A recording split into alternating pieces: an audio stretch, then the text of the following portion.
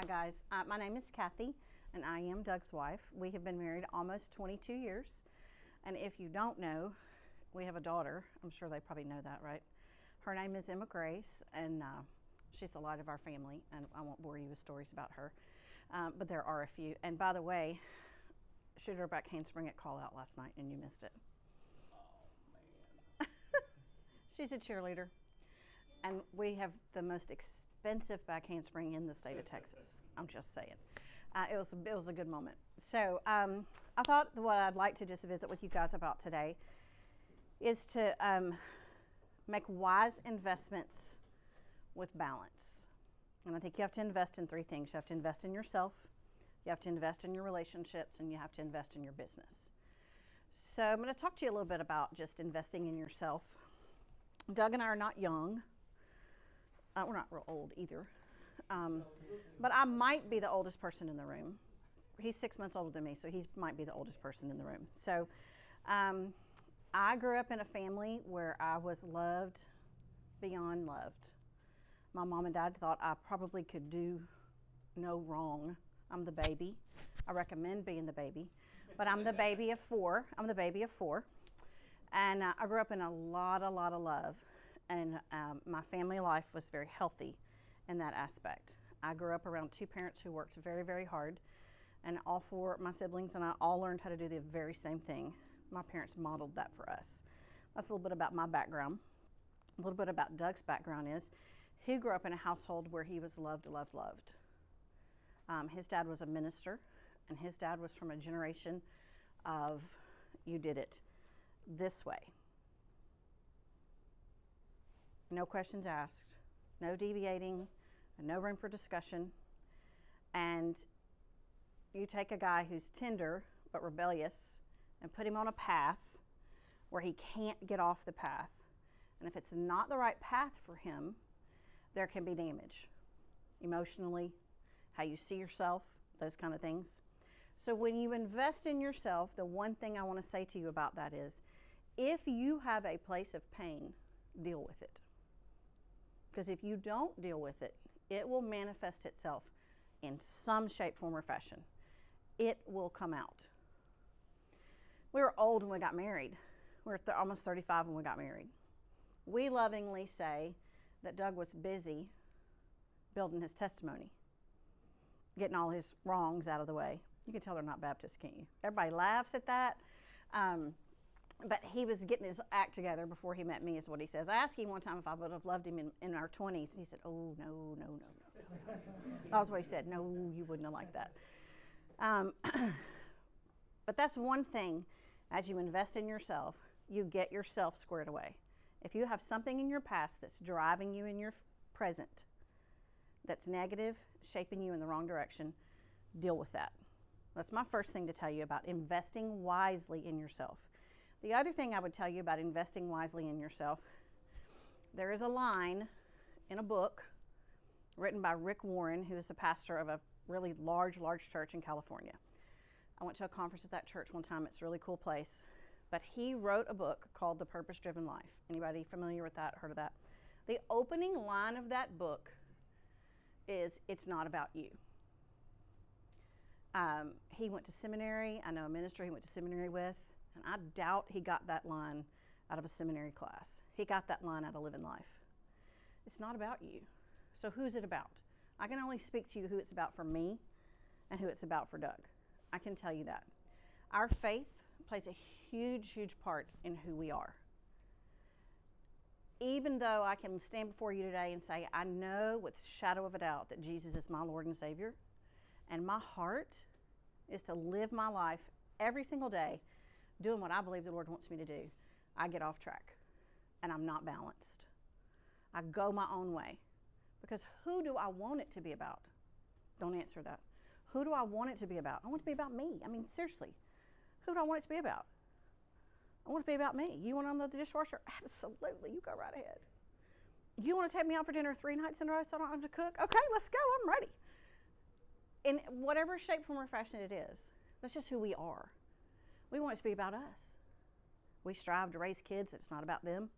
We want them to learn how to take care of other people or care about other people. But when I can get up in the morning and say, you know what, I'm not going to make today about me, what does that mean for me? It means I'm a better wife because I'm not making it about me. What does he need that day? I'll give you 2 things we value in our family. He values the bed made in the morning. I could care less. It just doesn't push my button. It doesn't push my button. But that's important to him. So I make that bed up. It's the very last thing I do before I leave in the morning. That's how bad I don't want to do it. I just don't care about the bed being made, but he cares about the bed being made. So guess what? It's not about me, is it? It's about him. What does my daughter want? It doesn't matter what I am doing at night, how tired I am, if I'm waiting up with her till she's done homework, no matter what it is. She gets her goodnight hug no matter what. And the one, not that I don't want to do that, okay, fine, this doesn't sound just great, but not that I don't want to give her her goodnight hug. There night, I'm just flat out tired.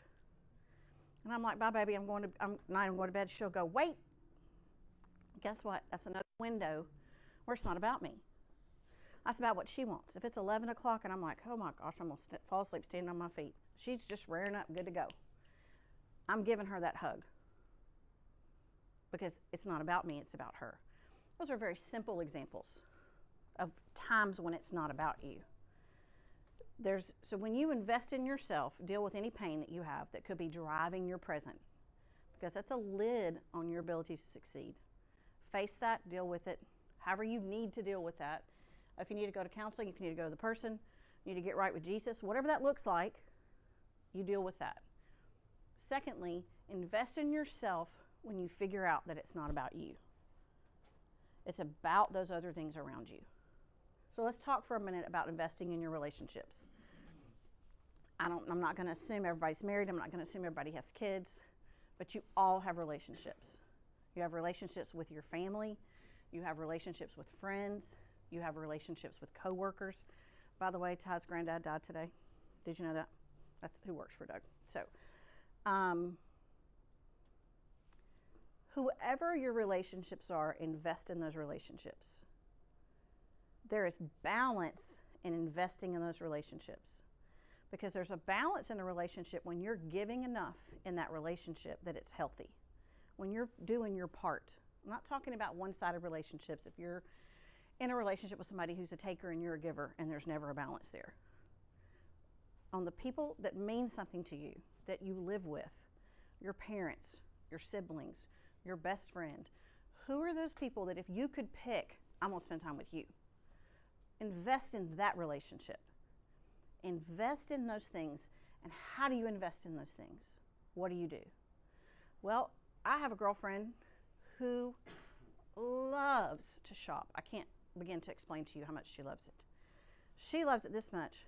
I hate it this much. It makes me tired. I don't want to do it. I get turned around in the mall. If I come out of this store and we came in from this way, I'm going to go out the store and go back the way I came. I get turned around in the mall. I just don't like it. I don't enjoy it a whole lot. Occasionally I'll say, I'm going to go shopping. And after about an hour and a half, I'm done. But this friend of mine, her mother died when she was 19. And that was something she enjoyed with her mom. So occasionally we'd take a day, and this is the only girl in my life I ever knew. Wants to try stuff on. She doesn't care if she buys it. She just wants to go try it on, make an outfit. Thinks it looks great. I'm talking put me straight to sleep shopping. I would go shopping with her, and I would sit in the dressing room, and I'd say, give them to me, I'll hang them back up. And I'd hang them back up and put them on the hanger. I'd hang them back up. We'd look at it, talk about what was good and bad about it. We'd hang it back on the hanger, go to the next store. A whole day was like therapy for this girl. But I invested in her because that fed something in her. That's just an example. Invest in the relationships around you. Figure out what makes that person tick. Our daughter is the happiest when you are engaged with her in some shape, form, or fashion. We engage in Hallmark movies. You don't have to do that. Okay, you don't have to engage with somebody in a Hallmark movie. But we also engage around Uno cards. Do you love the Uno cards? You don't. Tell the truth. You're on film. Tell the truth. He doesn't. He doesn't. But he does love her. And sometimes we do things because we love that person. And that's an investment in that person. So I challenge you to love the people in your life in a way that is investing in them. If you have somebody that's important in your life, such as a child or a spouse, and you're not connecting, but you love them and you're showing your love to them, you might be speaking the wrong language. My husband is an acts of service guy. I'm a sit down by me right here on the couch and hold my hand and talk to me. So when he unloads the dishwasher, he is loving me with his acts of service, right? Right. But when he takes time to come downstairs and sit by me on the couch and chit chat, it could be 5 minutes about one of your trucks. Look at this truck. Don't you like this? Look what this guy did on his truck. I like this. This looks good. We'll be talking about your hats. I really like your hats. You see these pro hats? I like those hats. We'll be discussing your hats. Or he comes down and tells me, look what my sister called, look what my dad did today. It doesn't matter what it is we discuss. And it doesn't have to be hours. I am so perked up after that conversation because he sought me out by myself, came down there and made me get off my comfortable spot on the couch and sat by me and said, here, look at this, or did I tell you this? I think I forgot to tell you that. Did I tell you that? Did I tell you that? So, is that my phone? Yeah. No, it's an alarm. It's 3:20. It's time to pray for my church. I'm sorry. Our pastor challenged us to 20 days of prayer at 3:20 or something. I meant to turn it off. I will pray for my church, but I'm on. Where did it go? Okay. So I just encourage you, what I was saying, figure out what pushes their buttons and invest in those around you and those relationships around you. Figure that out. So invest in yourself. You each are investing in yourself today because you're here. You're learning something, hopefully. Or y'all learning something you didn't already know when you came? Okay, there's a couple. Was I talking about you? Was I talking about you? Okay, there's a couple that didn't nod their heads. You and Gerald need to step this up, okay? They may not all be getting a takeaway here today, okay? So the last thing that I want to encourage you to do is invest in your business. I could sell a pressure washing job a lot better than some of y'all because for 22 years, I have heard the selling job on the phone. There was a time where his office was my dining area, which is basically in our kitchen. Oh, Lord. You know how you talk louder when you're on the phone? Oh. He's ruined sidewalks for me. I can be walking somewhere where there's a sidewalk and go, they wanted that. That's terrible. That's a terrible job. Look at that. They wanted that. He's ruined sidewalks for me. I cannot see a building with a rust stain going down the side and think, yeah, they don't take care of their property. Or a black roof, forget it, I'm done. I'm just like, ugh. Our house is a demo for the school. And for at least the last 3 years, probably, our house has had a multicolored roof. The center strip is beautiful. This strip is nasty. And this strip was cleaned about a year ago. Just recently, I got almost my entire roof clean at the same time. One corner. I don't know why you did that. Probably make me and Emma Grace say something. One corner. Emma Grace said, Mom, I said, I see it. She said, he didn't get that part. Why didn't he get that part? I said, to make us say something about it. She said, well, I'm going to say something. I said, go right ahead. He ain't going to come out here and clean it tomorrow. So, Gerald, next time you're over, would you finish the roof, please? Thank you. I appreciate that. Return your phone calls. Be fair to your customers. If you botch a job, go fix it. If you kill a flower or plant, replace it. If you leave a big old rut in the yard, take your shovel and fix it. Be good at that. Did I say return your phone calls? Return your phone calls. Return your phone calls. Be good at what you do. Be detailed.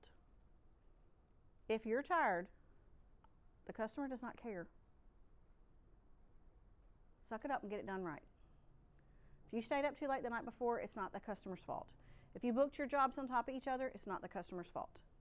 If this job you booked that you thought was going to take 2 hours took 6, it's not the next guy's fault. If you told him you were going to be there at noon, you go there at 2 and you finish that job. That's investing in your business. Be thorough, be detailed, and honor your word. Do what you say you're going to do. I have heard more conversations over the years. Okay, what happened? Oh, wow, okay. Well, I'm going to be there myself in the morning and I'll fix that.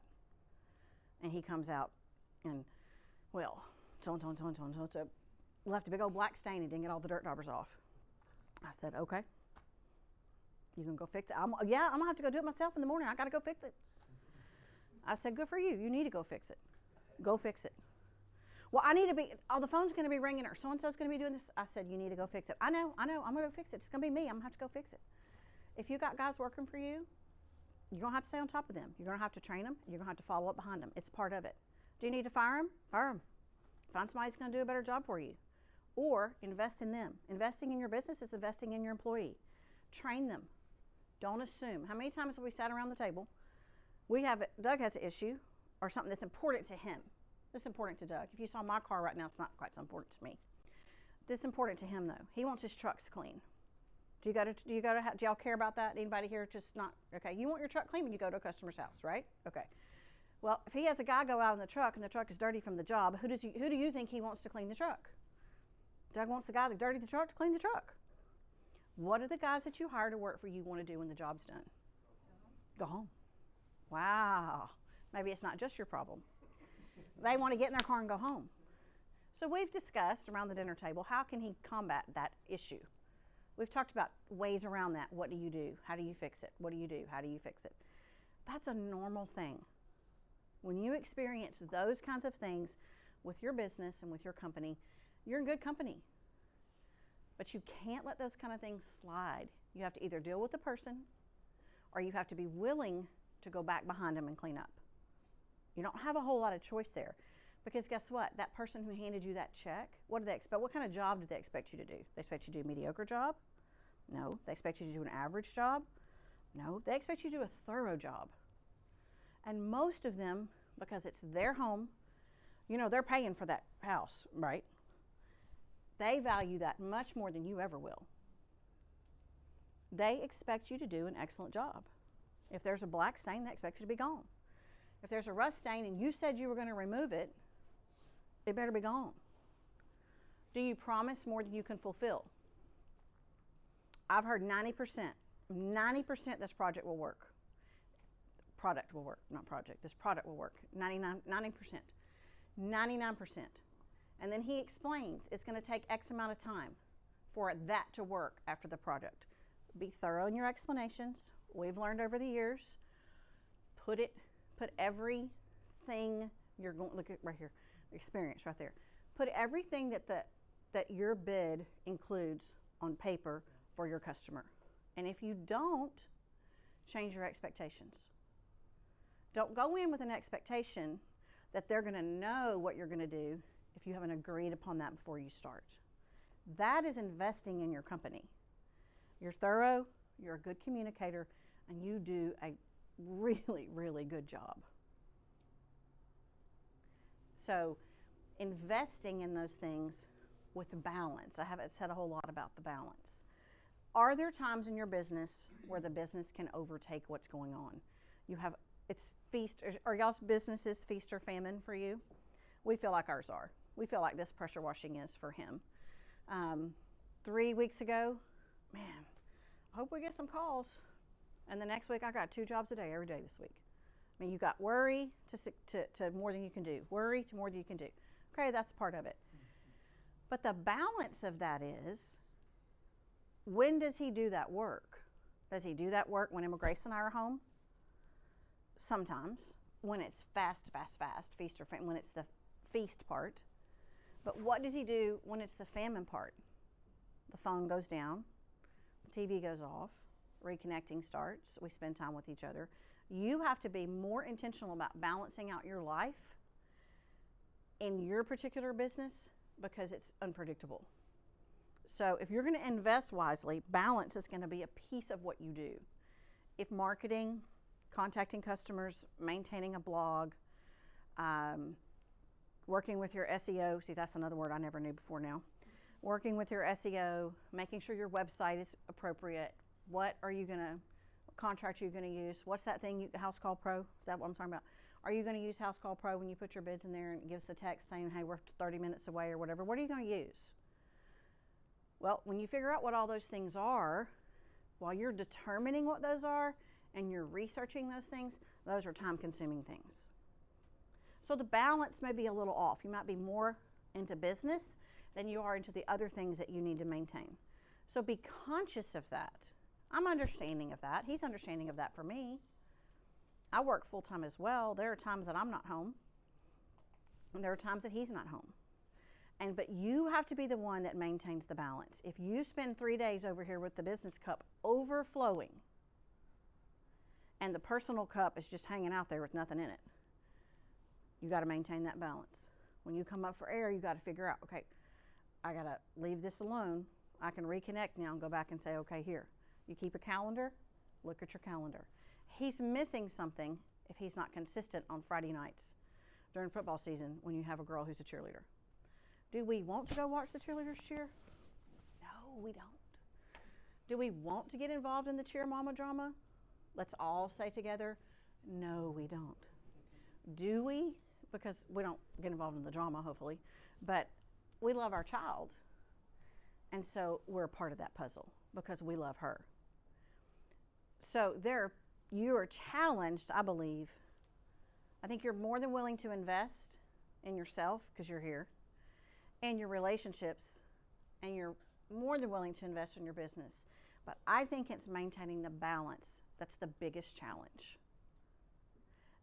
And sometimes your jobs are at 2 a.m. You got to be done by the time the business opens at 8.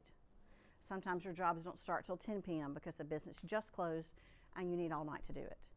The balance in your world is challenging because just like you had the job that started at 2 a.m., the next day you've got 3 8 a.m. jobs. And you haven't caught up from being awake at 2 a.m. until the third day of the 8 a.m. job. So the balance for you is a huge, huge challenge. I've seen that. I've lived that. I'm okay with that, probably because we're old, but we get it. But I would just say to you, fight for the balance. Maintain the balance in your life where no one thing takes over the other. And you maintain a balance. So you know success in your business, you know success with yourself, and you know success in your relationships. I'm not real sure what you want me to talk about. But we've been through a lot together, and we still like each other.